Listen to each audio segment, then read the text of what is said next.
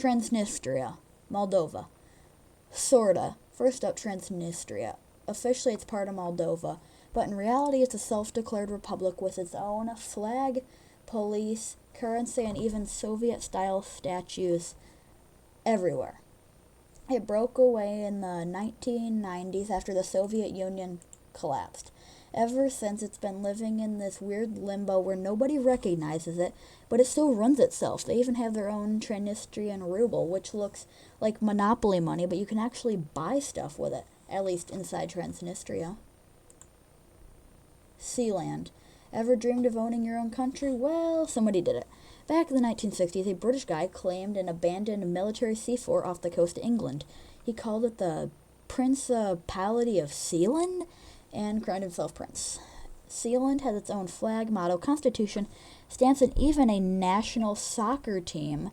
They've fought off invasions. Yes, a country with a population smaller than your average Minecraft server once had a coup attempt. It's basically a real-life Minecraft island base, except in international waters. That is typical British behavior if I've ever seen it. South Ortisa, Georgia, but not really. Technically, there are part of Georgia, but with the Russian backing, they've declared independence. A handful of countries recognize them, but the UN don't. They all have their own governments, checkpoints, and military forces. Crossing into them is like going through a time warp. Signs in Russian, Soviet-era vibes, and international limbo. Fun fact, Russia counts them as independent, while most of the world kind of goes, yeah, no, we don't really care. Palestine. Palestine is the most famous example. The West Bank and the Gaza Strip form the core of what Palestinians see as their future state.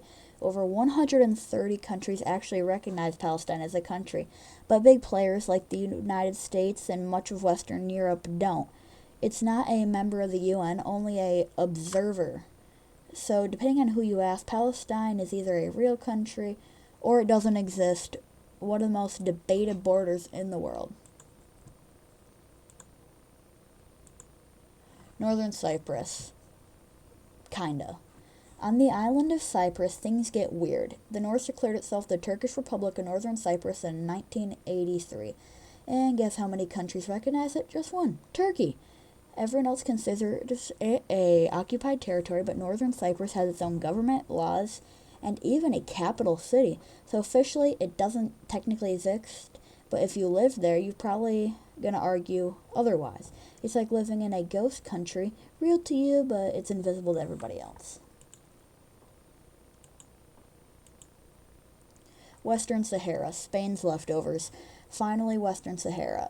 It was once a Spanish colony, and when Spain pulled out in the 1970s, Morocco moved in, but the local Sahrawi people declared independence as a Sahrawi Arab Democratic Republic. Today, Morocco controls most of the territory, but the Sahrawis still govern parts and recognized by dozens of UN countries. The UN considers it a non-self-governing territory, which means diplomatics speak for, we don't know what to do with this place. So on paper, Western Sahara is, well, nothing, but in reality, it's a full-on independence struggle. If you enjoyed this video, please subscribe, and also if I said anything wrong in this video, please correct me in the comments. Have a great day.